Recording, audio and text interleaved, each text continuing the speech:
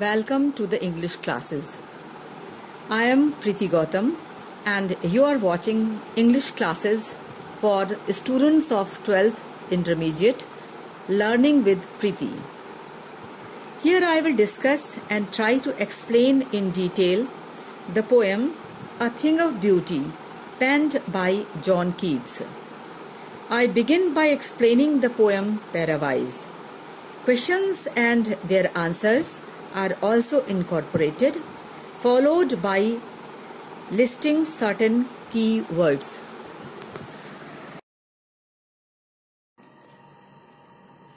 Let us begin with an introduction to the poet John Keats and background to the poem A Thing of Beauty.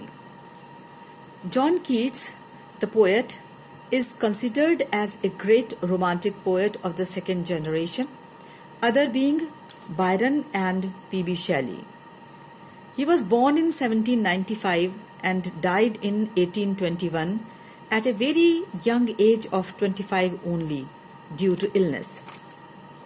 He has left behind some of the most famous poems which has led critics to place him next only to Shakespeare. His poetry is characterized by sensuousness, love of beauty and nature, beautiful imagery, and references to Greek mythology. The prescribed poem, A Thing of Beauty, is an excerpt from John Keats' famous poem Endymion, a poetic romance. Based on the Greek myth of Endymion, the poem was published in 1818. Endymion, a beautiful young shepherd and poet who lived on Mount Latmos, had a vision of Cynthia. She is also known as Diana, the moon goddess. The enchanted youth is determined to seek her out and so wandered away through the forest and down under the sea. The central theme of the poem is beauty in all its forms and manifestations, earthly as well as spiritual beauty.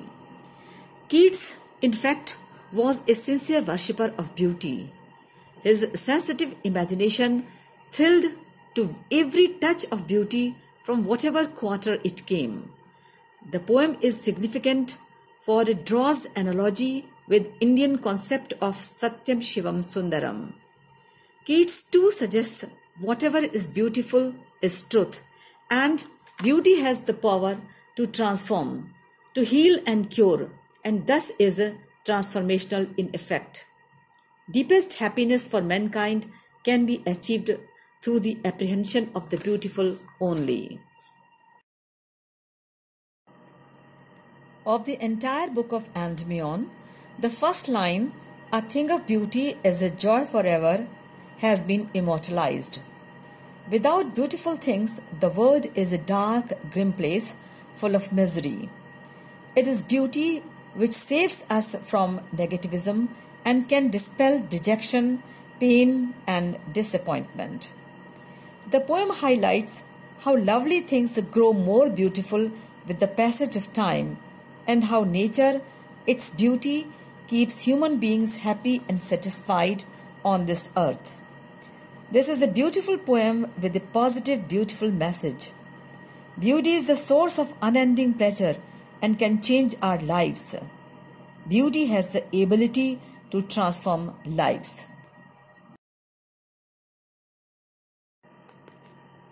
Now I begin with an explanation of the poem. I have divided the poem into 4 paras, and the first para is thus. A thing of beauty is a joy forever. Its loveliness increases. It will never pass into nothingness, but will keep a bar quiet for us, and a sleep full of sweet dreams and health and quiet breathing. Therefore, on every morrow are we wreathing a flowery band to bind us to the earth. In these lines, the poet says that a beautiful thing is a constant source of endless joy. It has eternal beauty which never diminishes or fades away. On the contrary, its loveliness increases with the passage of time. It is eternal and will never pass into nothingness and will continue to provide an everlasting pleasure.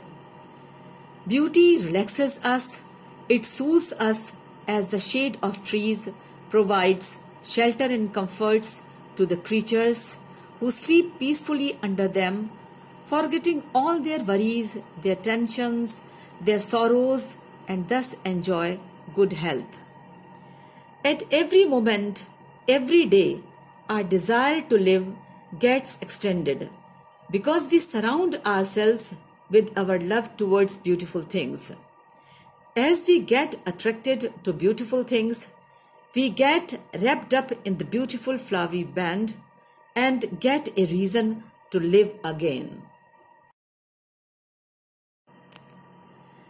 Now we move on to the second para.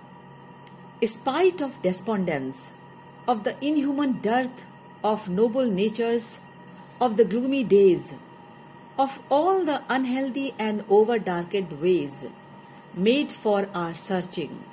Yes, in spite of all, some shape of beauty moves away the pall from our dark spirits. In these lines, the poet says that the world is full of gloom, darkness, and sorrow.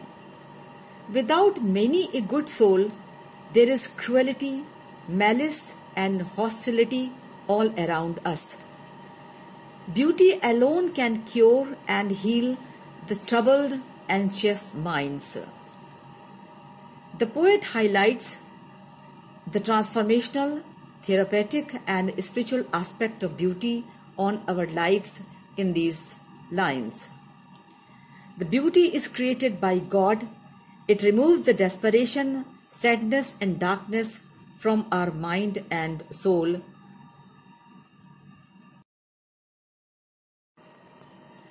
Now we move on to the third para.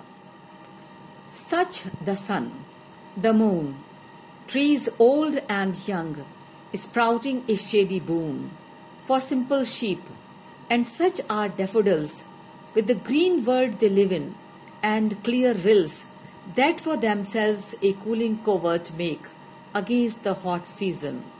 The mid-forest brake, rich with a sprinkling of fair musk rose blooms. In these lines, the poet enlists some eternally beautiful things which are endless source of joy to all of us. The sun, the moon, trees standing since primeval times and new, with their dense foliage spreading all around, providing shelter and comfort to the tired, exhausted humanity. The beautiful daffodils, with their vibrant colors, softness, and fragrance, flowering in the lush green fields, make the earth so amazingly beautiful. Again, the poet says that the sparkling clear water of the streams flowing incessantly give comfort against the agonizing heat of the sun, and the fragrance of the white musk roses blossoming in the midst of the thickly populated forest are enchantingly beautiful. As per the poet, these beautiful creations are gifts of God to us and thus make life rich and worthy to live. Here is the last para of the poem. And such too is the grandeur of the dooms we have imagined for the mighty dead. All lovely tales that we have heard or read, an endless fountain of immortal drink, pouring unto us from the heavens' brink. In these lines, besides the beautiful things mentioned in the previous para, the poet says that the impressive, fateful, historical tales of the heroic men who sacrificed their lives for uplifting the cause of humanity are also very beautiful and inspirational. Keats further suggests that beauty has a spiritual source when he implies that it flows from an endless fountain in heaven. Beauty is thus a spiritual drink, an immortal drink made specially for all mankind. The first question is, list the things of beauty mentioned in the poem. The things of beauty mentioned in the poem are the sun, the moon, the trees old and new, daffodils, sparkling streams, dense foliage of trees, fragrant musk roses, powerful sacrificing tales of heroic men.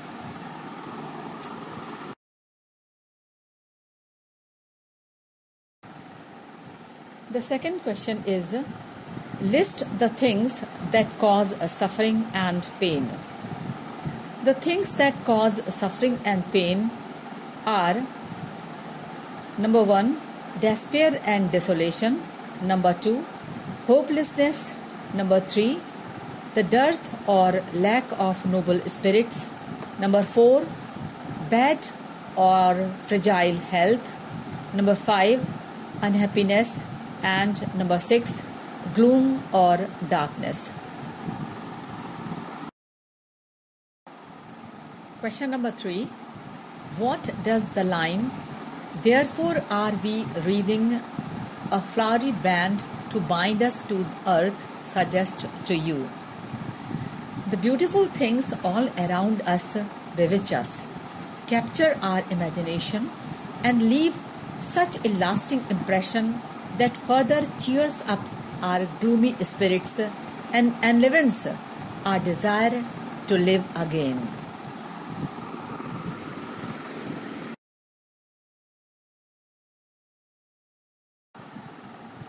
The question number 4 is, what makes human beings love life in spite of troubles and sufferings? The answer is, though there is so much of pain, sufferings and troubles in our life, our desolate spirits get enlivened up with happiness and hopefulness at the mere sight of beautiful things. Question number 5 is, why is grandeur associated with the mighty dead? The answer is, the grand legacy of the powerful and noble minds are the sacrifices they make for noble causes in the course of history. Their powerful tales of sacrifices are a great source of inspiration to the posterity. Question number 6. Do we experience things of beauty only for short moments, or do they make a lasting impression on us? The answer is, for John Keats, a thing of beauty is a constant source of happiness and joy. Even a glance at beautiful things leaves a lasting impression. The memory of beautiful things flashes before our mind's eyes and fills our hearts with the mirth and gaiety which sustain us through thick and thin. Question number 7. What image does the poet use to describe the beautiful bounty of the earth? In the poem, the phrase "endless fountain of immortal drink" refers to the beautiful bounty of the earth. Though life may offer us miseries, sorrows, dejection, and troubles, the beautiful creations of God dispel all our gloom, melancholy, and hopelessness, and give us reason to enjoy.